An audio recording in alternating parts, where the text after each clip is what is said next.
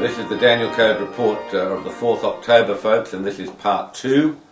And we're talking about the bailout, its effects, and why and where to from here.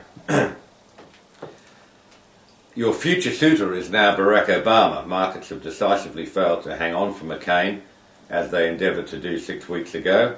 And McCain now has just a 1 in 3 chance of success. McCain had the chance of a lifetime to show some of that fabled courage and lead the Republicans against Paulson's absurd bailout bill. That would have left the Democrats and the administration cast in the role of the saviours of Wall Street, and McCain would have truly had the chance to position himself and the party he now leads as being opposed to both the current administration and the Democrats' ideas. And that's what he says his position is. But his fabled courage failed him on this occasion in Washington. He had a marvellous opportunity. He simply didn't take it.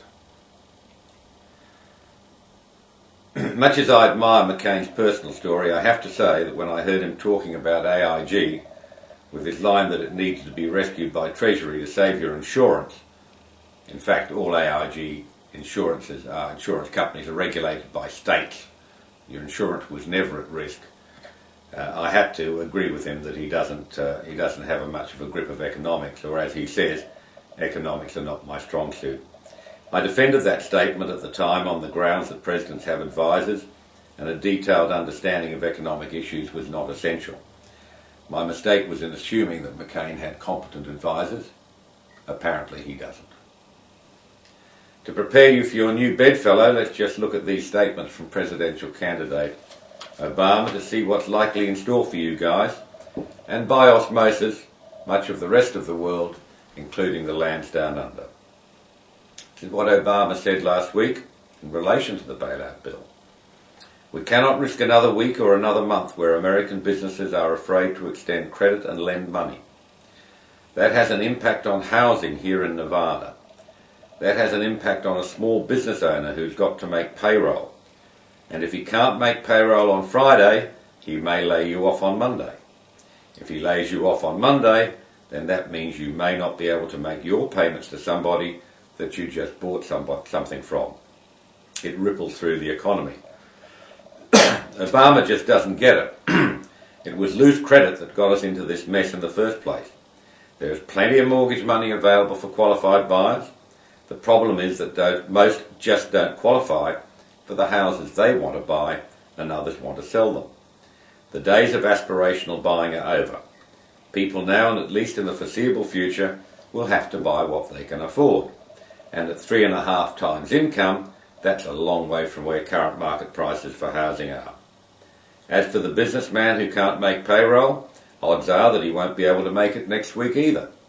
Borrowing to pay fixed business expenses is where we are, and it is part of the total credit binge, and it's got to be unravelled. Ever heard of retained cash flow, Barack? I know it hasn't been in fashion for many years, so possibly Obama's generation are not familiar with that concept. Obama said the plan must treat taxpayers like investors, allowing them to recoup the bailout funds once the economy recovers.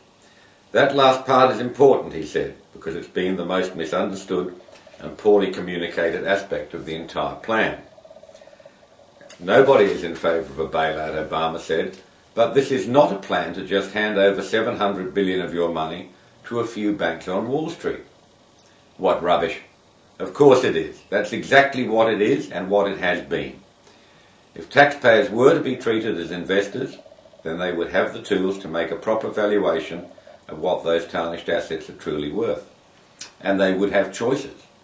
The whole point of the bailout is that the new investors, that is you, the US taxpayers, are not to know what these assets are worth, will buy them at many times their true market value, will be forced to buy them whether you want to or not, with opposition to the bailout bill running at 300 to 1, will fund another layer of bureaucracy to manage these monsters, and worse, will retain a good chunk of Wall Street to manage them in Paulson's new department, just the guys who got you into this mess to start with. Any suggestion of Chinese walls, proprietary behaviour, is pretty difficult in the environment that we're seeing. You will have no effective board representation. This whole program of the TARPs, as they're called, are to be overseen by a board of 5, including Paulson and Bernanke, the very perpetrators of this hoax. You will be buying knowingly into insolvent businesses. You will be buying into businesses where the management has already proven that it can't assess or manage risk and can't properly value its own assets. You will be buying into businesses not only on Wall Street. US taxpayers have just guaranteed $25 billion to the auto companies, one of the least efficient industries in the US. If punters won't buy GM and Ford shares, why should Obama's taxpayer investors have to do so? As for recouping the bailout funds once the economy recovers, I guess inflation over a long enough period will fix almost anything on the asset side of the government balance sheet. But nothing can hide the fact that this is all a most expensive bailout, which those who have not participated in the party are now being asked to clean up. Other than assertions of imminent disaster, none have explained why this proposal is the only alternative. What part of those choices do you think entails treating US taxpayers as willing investors? The marriage. 1 in 3 marriages fails every 3 years. This one might last for 4, until the hapless bride gets a chance to vent her anger at the 2012 election. Like many marriages, deteriorating economic circumstances in the home tend not to make for a happy bride. Quite apart from this bailout nonsense, US and the world can look forward to a prolonged period of subpar growth. Consumers will be constrained. Average earnings for corporates are going to come down. The S&P corporate earnings, I suggest, are going to have to come down considerably. And at some stage, taxes are going to have to pay for the goodies. Having to eventually live on a budget even vaguely related to real disposable income, without the joys of loose credit to add debt at every opportunity, will be a shock and disappointment to many. For the older generation, it has always been a fact of life. In most Western societies, seduction is acceptable practice and coercion is taboo. On this occasion, you are not being given that choice, so have fun.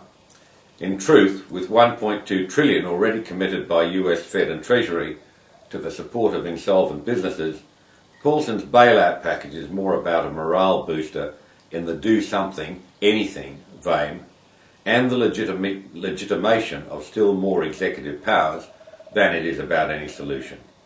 Buying degraded assets, even at over-market value, will tend to fix up the asset side of the balance sheet, but it's not going to restore the lost capital. Eventually, Paulson and Bernanke are going to have to pick winners and losers and recapitalise the to-be-saved banks and businesses. Who's going to do it? There is the taxpayer as investor again. Nobody else is going to be stupid enough to do it. As lovely as the bride undoubtedly is, this will not have a happy ending.